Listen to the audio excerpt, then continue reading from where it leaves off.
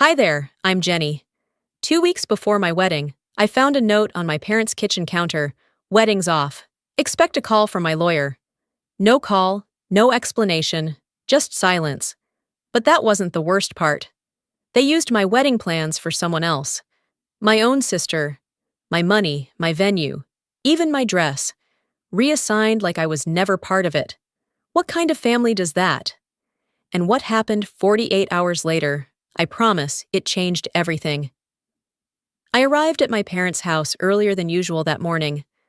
The sun hadn't fully risen yet, casting that soft, dim orange light across the windows of the quiet Charleston neighborhood. I'd planned to drop off the final cake samples and the newly printed invitations before heading into work.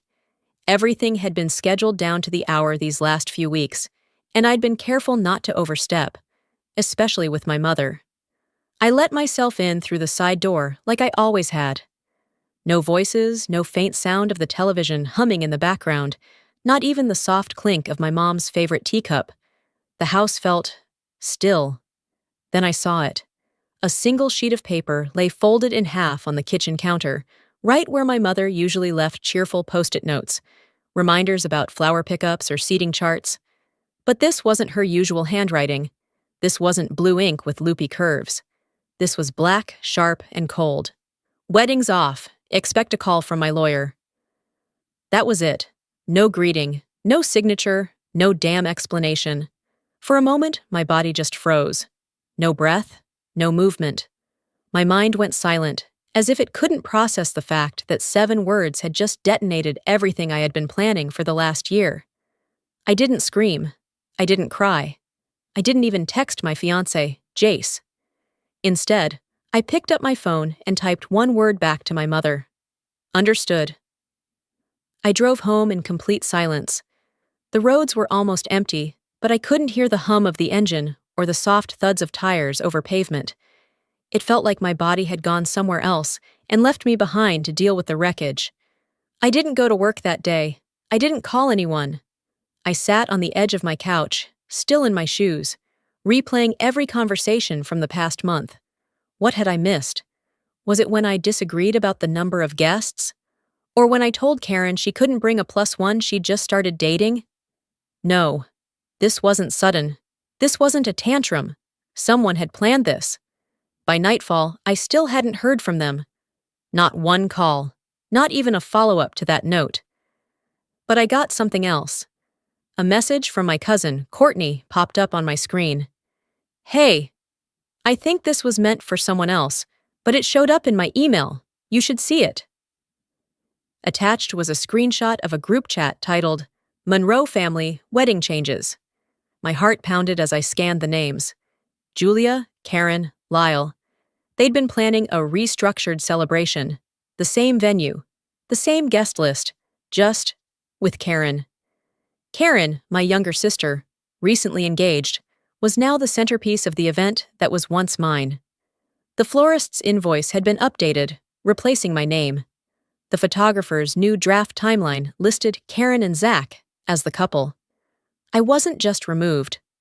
I was replaced. I stared at the screen, reading the same message over and over. Karen had even joked in one message, "At least now the photos will be cute." My mom replied with a heart emoji. My fingers trembled.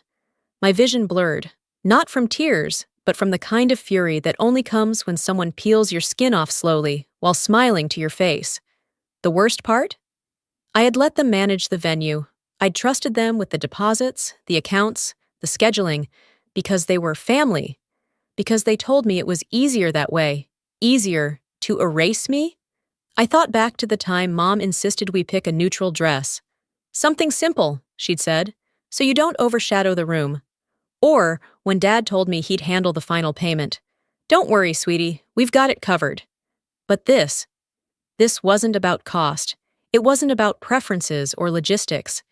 This was intentional. They didn't just pull the rug out from under me. They'd wrapped me in it and dragged me out the door while replacing me with a smile. And they didn't think I'd fight back. They'd miscalculated, badly. I opened a new folder on my laptop titled, "For the Record." Screenshots, receipts, messages. I began dragging everything in, one by one. No one would believe me without proof. But I wasn't doing this to convince anyone. I was doing it to protect myself. From this day forward. Because now I understood something I should have realized a long time ago. They never planned to share the spotlight with me. I was just a filler until someone better came along. As I stared at that digital folder, starting to fill with evidence, my voice came out barely louder than a breath. They think I won't fight. That's the only part they got wrong.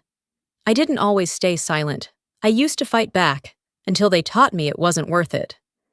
Over the years, I learned that arguing with people who pretended I mattered only when they needed something was like pouring water into a cracked vase.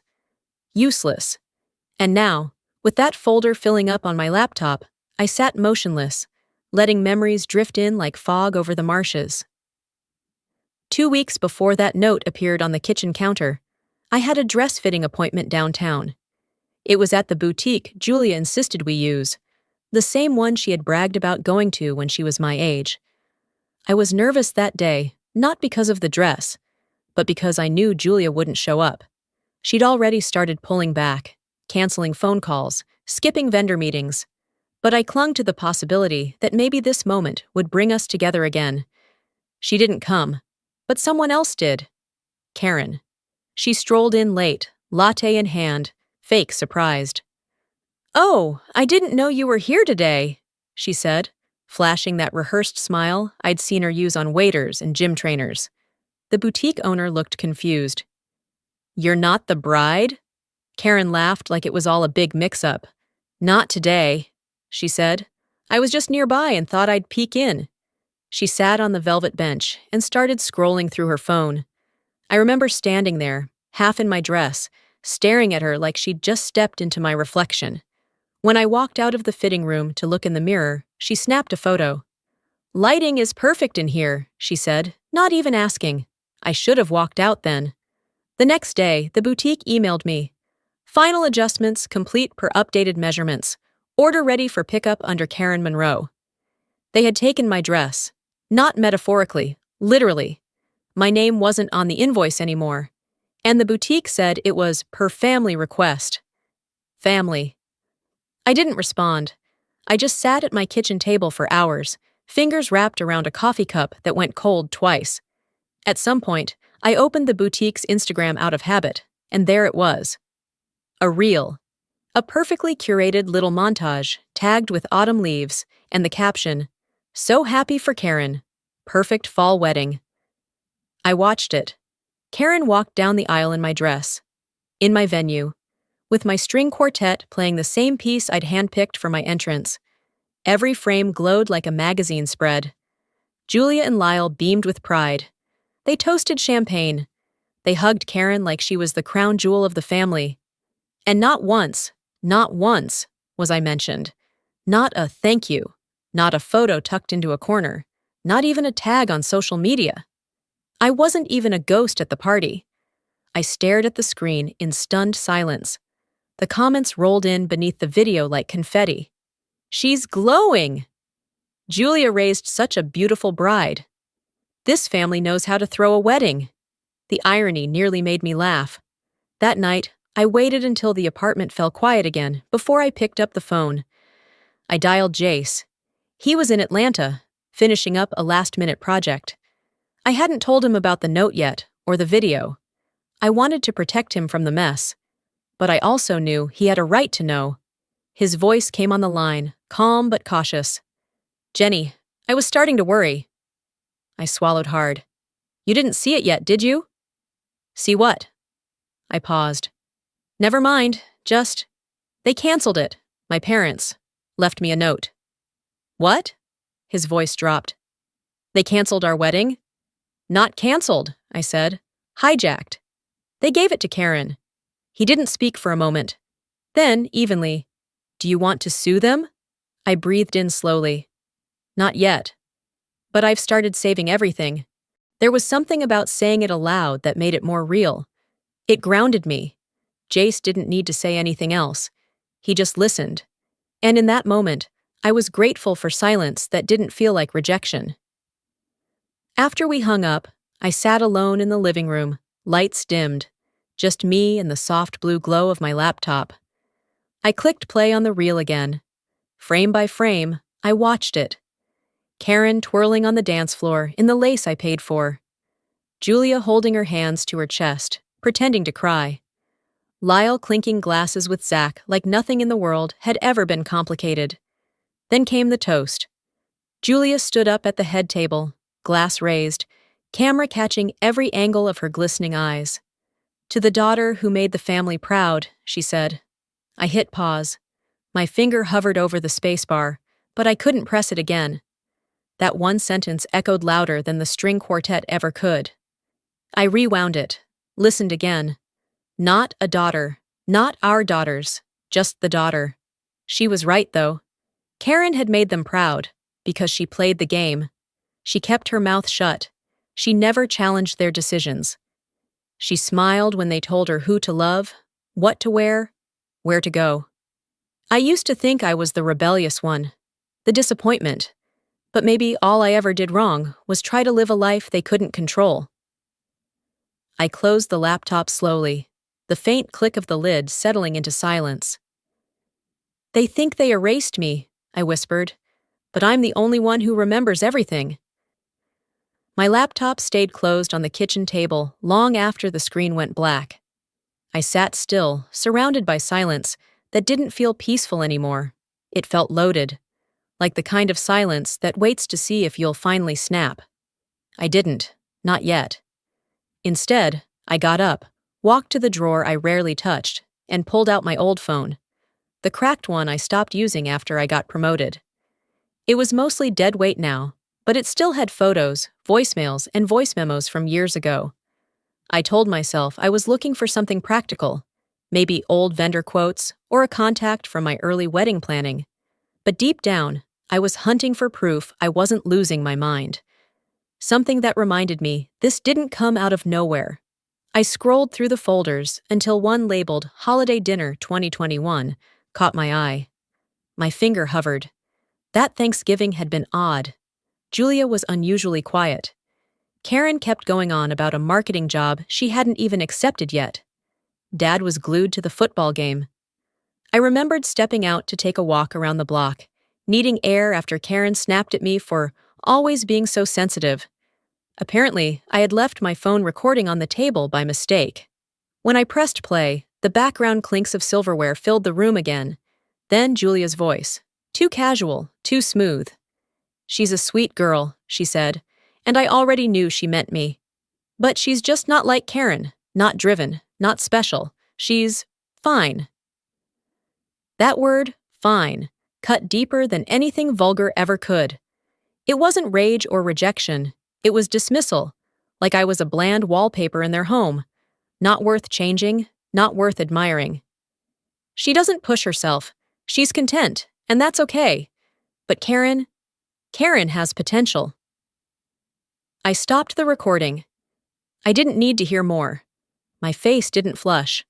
My heart didn't pound. I just sat there, jaw clenched, staring out the window as a group of kids biked down the street, laughing freely. So this was the story they'd told themselves for years, that I was fine, and therefore not worth fighting for. But it hadn't always been like that. There was a time, brief as it was, when I pushed back. Colton. 6 years ago, he had been the first person I ever let in fully. The kind of man who planned weekend trips and surprised me with used books he thought I'd like. I remember the afternoon he invited me to Edisto Beach, just the two of us. We were supposed to leave Friday morning. Instead, I woke up to a message. "Jenny, I'm sorry. I can't do this. I think your family was right. I'm not enough." No fight, no second chance. Just silence after that. For years, I believed he'd simply fallen out of love. Maybe found someone easier. But as I sat now, the words from that old voicemail echoed differently. My family was right. He didn't say, "You were wrong." He said they were right. Back then, I couldn't accept it. So I buried it. Never told anyone, not even Jace. I reached for my water glass and stared at the condensation trail it left on the table. I wasn't crying. There weren't any tears left for this version of myself. Instead, I stood and walked to the cabinet above the fridge. That's where I kept the documents. The mortgage I signed alone, the receipts from the wedding venue, a printed spreadsheet Julia insisted on managing. To keep things in order, she had said. Every page I pulled confirmed something deeper than mismanagement. This wasn't chaos. It was strategy, the kind that erased me slowly, so by the time I noticed, I'd already disappeared.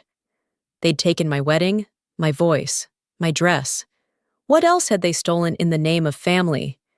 The worst part wasn't what I found. It was how easy it was to find. A clean sweep. No record of deposits made under my name. No recognition of my work.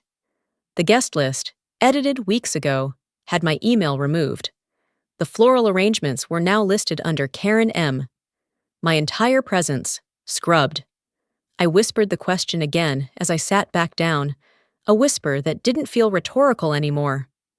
What else have they taken? And for the first time, I didn't feel guilty for asking. That moment of stillness was broken by the sharp ring of my phone. Unknown number. I usually let those go, but this time, something in my gut made me press accept. Jenny? The voice asked, nervous, familiar. I didn't answer right away. It's Colton, he said. I heard about your wedding, and I thought, maybe you should know more about what happened back then. The room spun slightly, not from surprise, but from recognition. This wasn't a ghost returning. It was a piece of the puzzle I'd never been allowed to hold. I leaned forward, pressing my palm to my forehead. A familiar ache built behind my eyes. I kept my voice calm. I'm listening. Colton didn't hesitate once I said I was listening. She threatened me, Jenny. I didn't know what else to do. His voice cracked, but I didn't speak. I needed the full story, not comfort. She didn't just tell me to back off. She called my office, my manager, said I was involved with someone who had mental instability, that you were emotionally fragile, needed constant care, and that our relationship was affecting your health, that I was contributing to it. I gripped the edge of the kitchen counter, steadying myself. My knuckles ached from how tight my hand clenched the phone. I said nothing, but inside, something collapsed. Not like a building that falls, more like a dam that quietly cracks, piece by piece, until the flood becomes unstoppable. She said if I really loved you, I'd walk away so you could focus on yourself. And I believed her. I thought I was doing the right thing. He paused. I could hear it, the regret, the weight he'd been carrying all these years. I'm sorry. I know it doesn't fix anything. I nodded, even though he couldn't see it. My voice came out calm, nearly flat. It doesn't, I said. But thank you for telling me. We exchanged no goodbyes. I hung up, placed the phone on the table, and stared at the window, where the streetlight outside glowed over empty pavement. Then I picked up my own thoughts like shards on a tile floor, fitting them into something resembling a timeline. The pattern was clear now, not just in hindsight, but in cold, deliberate detail. Control. Julia didn't just block my path, she bulldozed it and then told me I had no sense of direction. The next morning, I sat at the kitchen table with my coffee going cold. My fingers hovered over Jace's contact. He hadn't reached out in days, and I'd been grateful for the space. But now, I needed answers only he could give. When he picked up, his tone was cautious. Hey, he said. I need you to be honest with me, I said, and I need you to do it now. There was a pause, just long enough for me to imagine him sitting on his couch, hand on his forehead, like he always did when he felt cornered. I know what this is about, he said, and you're right to ask. He told me about the day he went to my parents' house, months before he proposed. She called me into the sunroom. Your dad wasn't there. She had a folder, said it was something to help me make the right choice before the engagement. He sighed. Inside were copies of your old credit statements from years ago, notes about your panic attacks after college, even your ER bill from when you fainted at work. She told me she kept them for emergencies. And the prenup? I asked. Jace hesitated.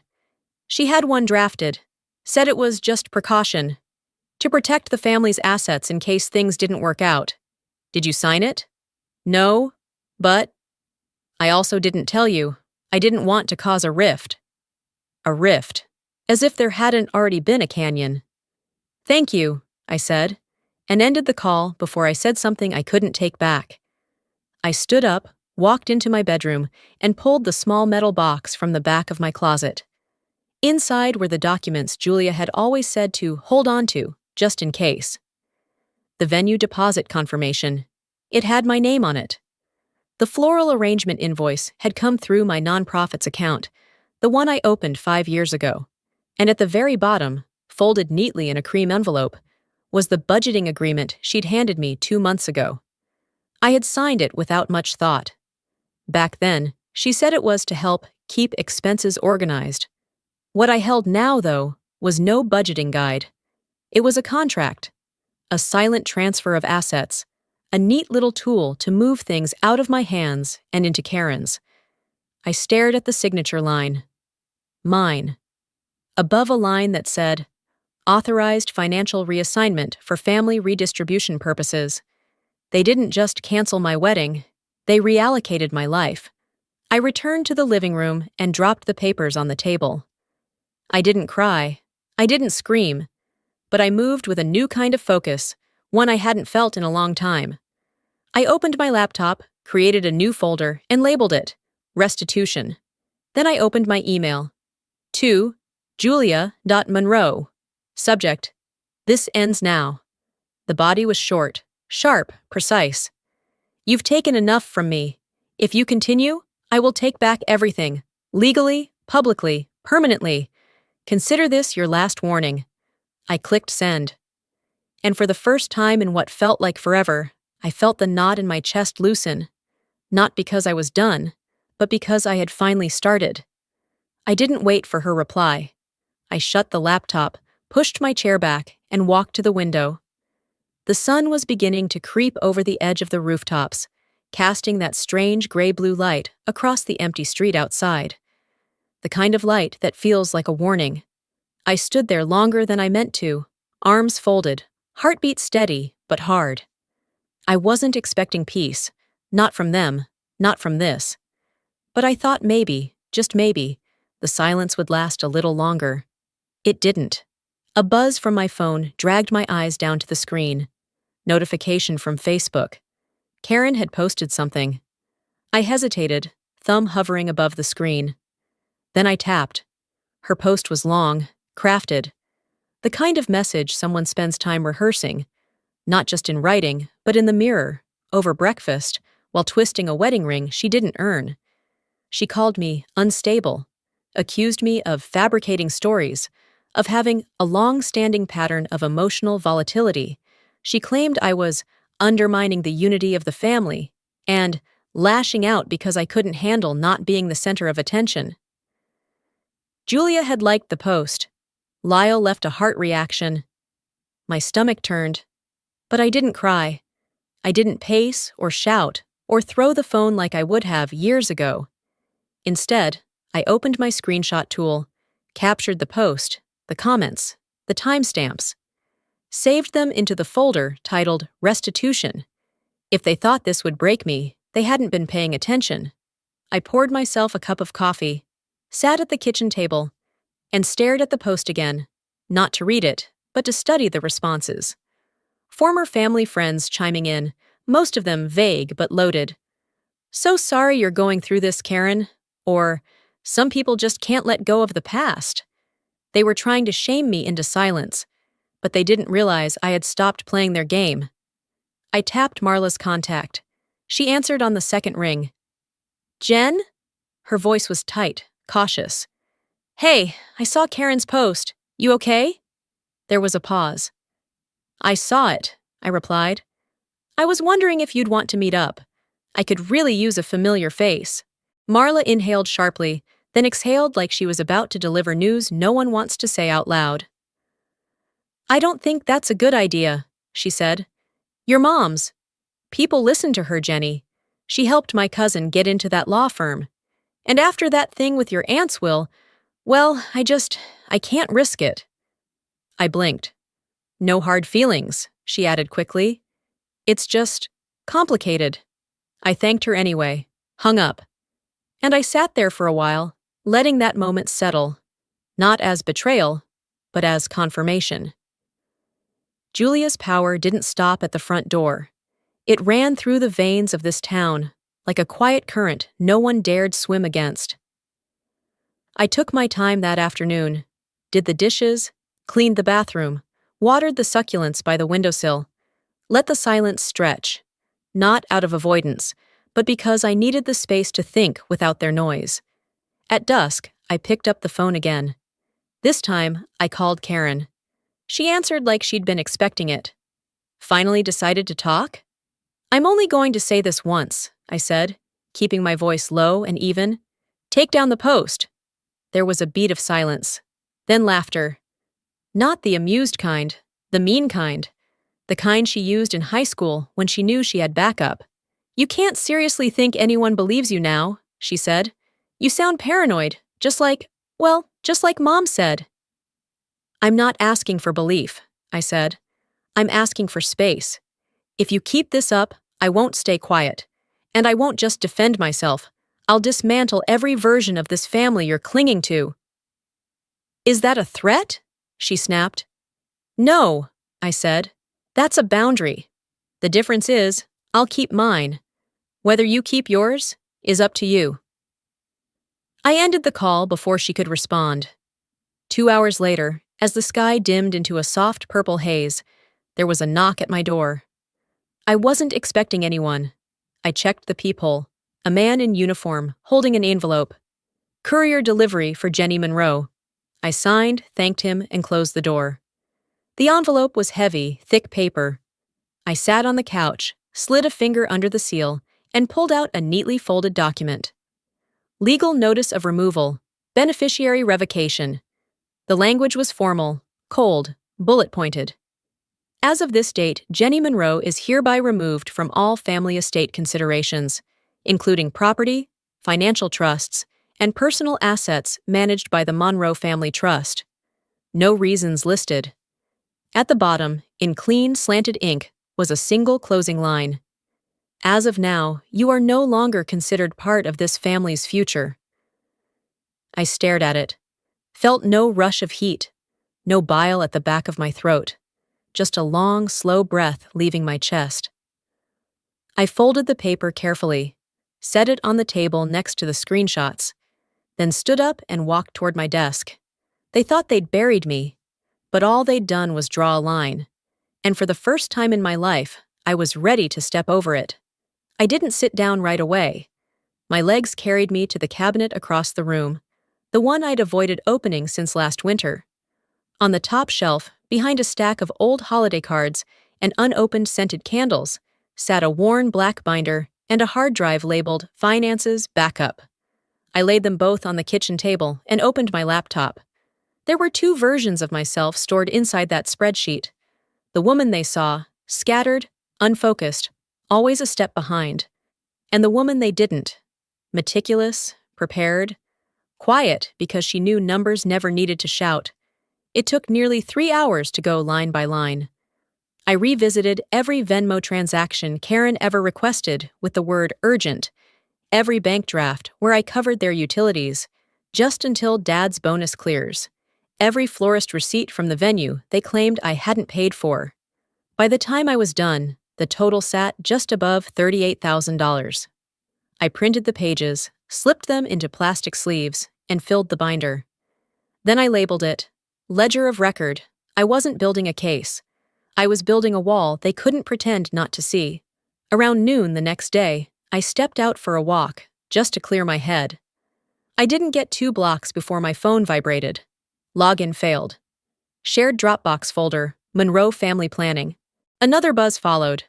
Access revoked. Joint house account. I stopped in my tracks. The sidewalk felt narrower somehow. The world didn't tilt, it just clarified. I called the bank immediately, pressing 0 until I reached a human. I need to confirm activity on an account I co-managed, I said. giving the details flatly. The rep pulled it up. There was a change submitted last night.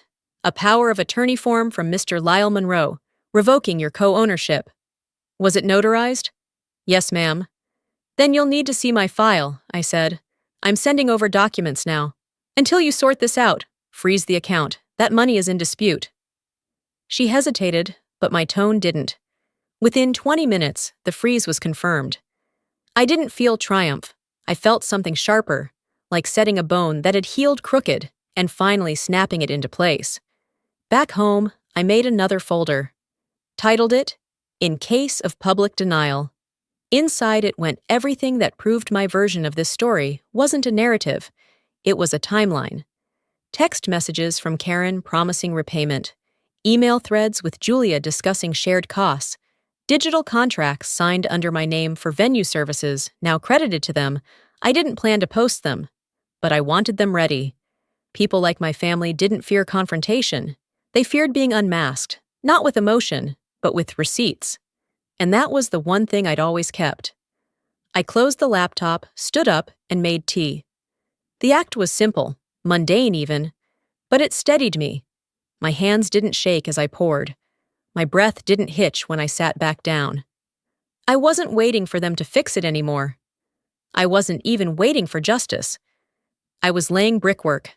At 8:17 p.m., my phone rang. It was an unknown number, but I recognized the area code, my old banker's office. I answered on the second ring. Ms. Monroe? Yes. This is Allison from McAllister Financial. I think it would be best if you came in tomorrow. We received a document this morning. It lists your signature, but something about it didn't sit right with me. What kind of document? It references property reassignment, partial title transfer on a home under the Monroe family umbrella. We flagged it because your existing file shows no prior authorization. My chest didn't tighten, my voice didn't rise. Do you still have it? Yes. Keep it secure. I'll be in at 9. She paused. You'll want to bring any legal paperwork that contradicts what we received. I looked at the binder sitting on my kitchen table. I've got plenty.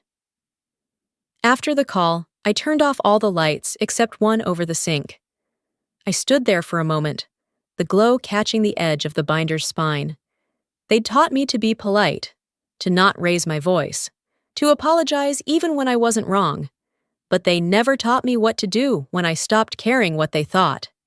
And now they'd picked the wrong thing to forge. Morning broke with the kind of chill that didn't come from the weather. My shoes echoed through the office lobby, muted by the heavy carpet, but my steps were precise. I'd worn navy, clean, professional, forgettable. I didn't need to stand out today. I needed to stand tall. At 9:26 a.m., our front desk buzzed. Jenny? Sharon, the receptionist, called across the open space. There's a delivery for you. I turned toward her just as a man in a gray blazer stepped into view, holding a document tube and a clipboard. Jenny Monroe? He asked, expression neutral. I nodded. You've been served. He placed the envelope in my hands, had me sign, and left before I could say a word. I walked back to my desk slowly, sat down, and peeled the seal open. Civil complaint, Monroe vs. Monroe. I scanned it. Paragraphs of inflated claims. They accused me of embezzling family funds intended for the original wedding. Claimed I had authorized venue upgrades outside agreed budgets, that I'd suffered repeated emotional instability that rendered me unfit to manage financial matters. My name was twisted into a caricature of chaos. The lawsuit didn't just seek money, it sought to label me untrustworthy, volatile, dangerous. Around me, the office hummed too quietly. I felt eyes flick toward me and away just as quickly. I closed the packet, opened my email, and typed, Subject, Defamation claim, Monroe family. Add this filing to our counterclaim. Defamation, malicious intent, reputational damage. Let's respond swiftly. I didn't need revenge that made noise. I needed revenge that came with a docket number. That afternoon, The door of the past opened wide. A call came through to my work line from a number I didn't recognize. "This is Jenny." "Jenny, it's Victor Lang." I leaned back. Victor had been my mother's PR shield for as long as I could remember. He'd been the man who spun Julia's missteps into inspirational quotes, the one who'd told newspapers that our family was resilient when whispers of misused funds at her charity circled 10 years ago. Now, he sounded like someone playing both sides. "I just wanted to reach out," he said, smoothing his tone like a politician, "and say, you might want to let this play out quietly. Sometimes the noise dies faster if you don't feed it." "You're worried about Julia's image," I replied. "You should be. It's hanging by a thread, and this time, she's the one who handed me the scissors." There was a pause. A deep inhale. "Jenny, these things spiral. Be smart." "I am being smart. That's what scares you." I ended the call. That evening, I stayed off social media. But the universe didn't return the favor. My phone buzzed with a notification. Julia Monroe posted a new status update. I didn't click right away. I waited. Took a sip of the chamomile tea I didn't want, but had made out of habit. Then I opened it. "It's hard being a mother," it began. "You try to raise your children with compassion. You sacrifice. You guide. But sometimes, when pain twists a child's view, all they can see is betrayal, where there was once love." There was no name, but everyone knew who it was about. The comments poured in. People from church, neighbors from our old block, Karen's new in-laws. "She's lucky to have you as a mother." "Some kids just turn bitter no matter what you give them." "I've seen this before. It's the money. Always the money." I printed the post, all 57 comments, highlighted names, took screenshots of every mutual connection who clicked like. Then I handed them to my attorney. "Don't respond," she said. "I won't, but you will." We began outlining our timeline. When Karen first asked for the deposit loan, when Julia sent me the budget spreadsheet that later reallocated assets, when the house was listed with my name on the agreement, when the Dropbox folder was mysteriously wiped. I didn't need to argue with strangers online. I had a courtroom. 3 days later, an email came through just after breakfast. "Court date confirmed. Monroe vs. Monroe, Civil Division, Room 204. Hearing set for 3 weeks out." I stared at the date. Then, my reflection in the kitchen window, blurred by the morning haze. They wanted to embarrass me, silence me, redefine me. But the only thing they'd accomplished was sharpening my resolve. I turned from the window and spoke out loud to no one but myself. "You want a public fight? Fine, but I'm bringing every truth you buried." After I closed the email confirming the court date, I didn't sit down. I didn't scroll through more evidence or rehearse possible questions. I walked straight to the living room window, pulled back the curtain, and stared out into the quiet, early evening stillness. The streetlights flickered on as the sky dimmed, and I stood there in silence, one hand gripping the edge of the curtain, the other resting against my thigh, steady and warm. This was no longer about my wedding. It hadn't been for a while. This was about years of being told what I was allowed to want, and who I was allowed to be. I sat at my desk, opened my laptop, and created a new folder. I titled it simply, "Truth." Then I wrote the first post. No preamble, no emotional introduction, just a headline. "My name is Jenny Monroe, and here's what they erased." Underneath, I dropped in screenshots, one by one. Bank transfers from my account to Karen's over the past 5 years, labeled venue deposit, catering emergency, travel reimbursement. The agreement my mother had handwritten, initialed JM, with promises to reimburse half the wedding expenses once family stability was achieved. A clipped video, shaky from my phone camera, of Julia sitting in my apartment kitchen last spring. Her voice low, sharp. If you love him, you'll sign it. If you don't, you'll destroy everything we've built for you. Do you want to be another mistake?" I added the Venmo trail. The florist invoice with both our names, but only my signature. the guest list with red lines over my friends' names.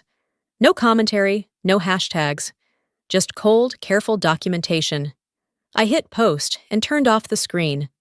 When I woke up at 6:20 the next morning, the thread had been shared over 3,000 times. Comments rolled in faster than I could read. Strangers, former classmates, quiet supporters, who had watched from the sidelines for years, and people asking questions. Why would a family do this to their daughter? Jenny, you're not alone. This is what generational manipulation looks like. At 7:02 a.m., my phone rang. I didn't recognize the number. I picked up anyway. Jenny, Karen's voice said, brittle and shaking. What the hell are you doing? I'm telling the truth, I said simply. You've made Mom look bad. You've made all of us look damaged. I waited. You think the internet is going to fix this? She hissed. You think they'll love you for tearing us apart in public? No, I replied calmly. I think they'll understand that I stopped letting someone else define me. There was silence. Then I added, she tore us apart behind closed doors. I just stopped pretending it didn't happen. I ended the call, then blocked the number. By noon, my lawyer called to confirm we were ready to submit the final counterclaim. I added the new evidence, she said. Are you sure you want to include the notarized statement from the accountant? Yes, I answered. She was complicit. She gets named. That document had been a surprise. An old family accountant had come forward quietly after reading my post. She had resigned years ago, citing health reasons.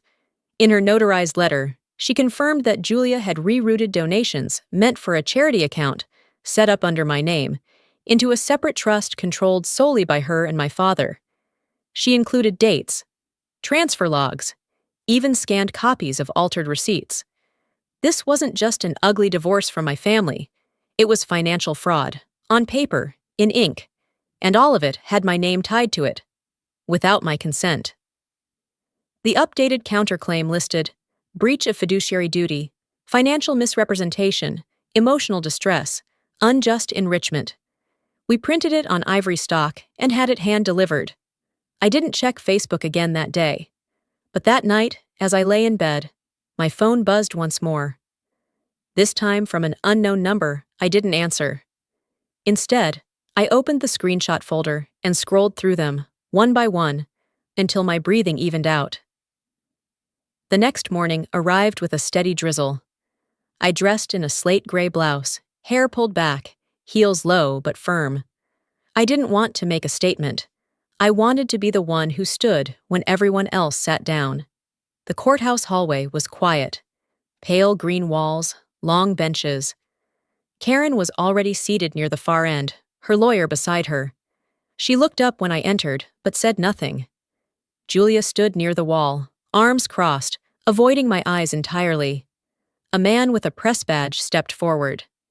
Ms. Monroe, he asked quietly, do you have anything you'd like to say before we go in? I looked past him, through the door that would open onto rows of polished seats, recorded testimony, and legal arguments. Then I met his gaze.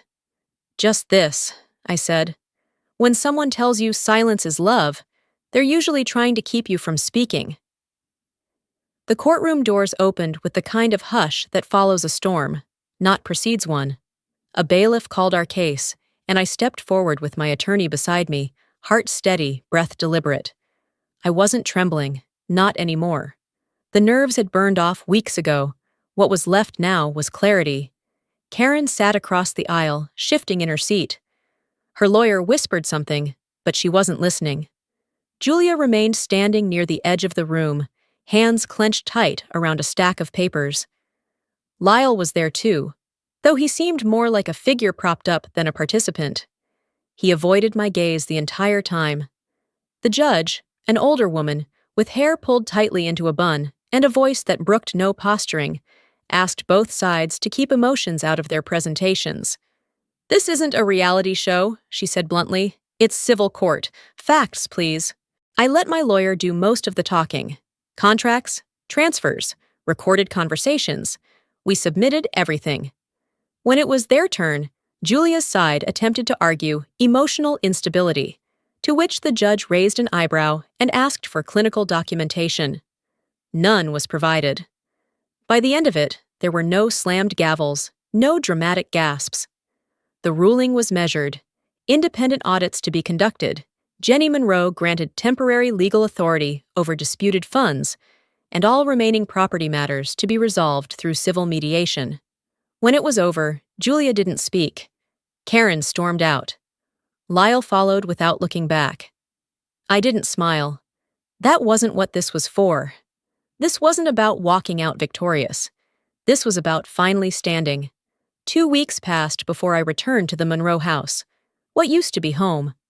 I arrived unannounced, mid-afternoon, holding a manila folder with the final settlement papers and the release form removing my name from the deed. The front door wasn't locked. I walked through, my heels soft against the hardwood floors. The hallway smelled the same, lavender and furniture polish, but it didn't feel like it belonged to me anymore.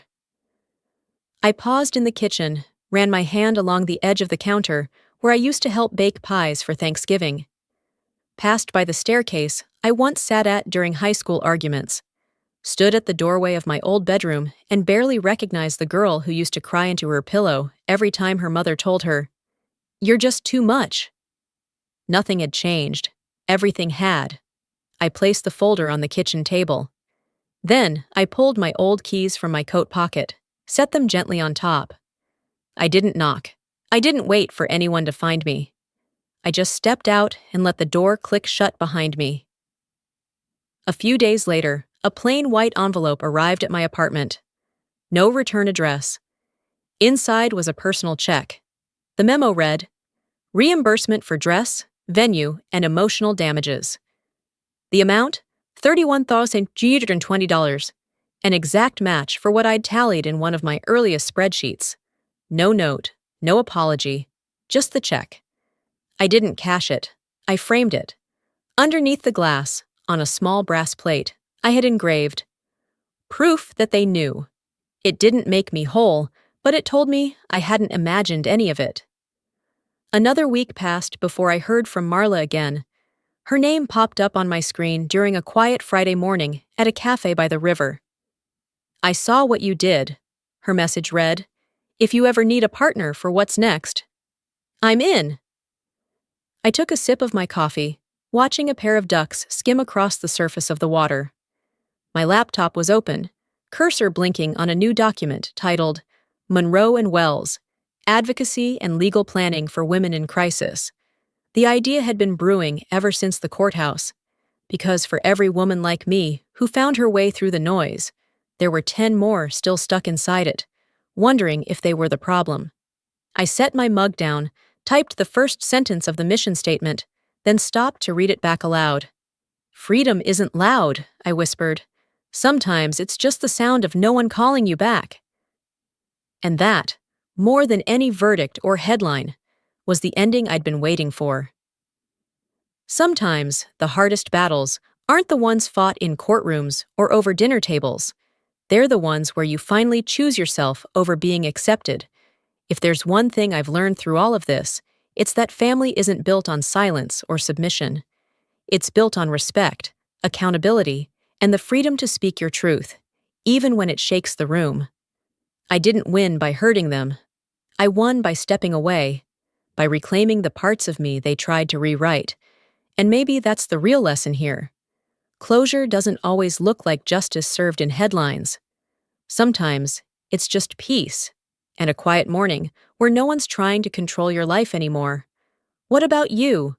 Have you ever stayed silent to keep the peace, only to realize you were sacrificing yourself in the process? I'd love to hear your thoughts. If this story resonated with you, drop a 1 in the comments or tell me where you're watching from. And if it didn't sit right with you, let me know why. I'm here to listen. If you'd like to hear more stories like this, real, raw, and deeply human, make sure to subscribe to the channel so you don't miss what's next. You deserve to be heard. Let's keep the conversation going.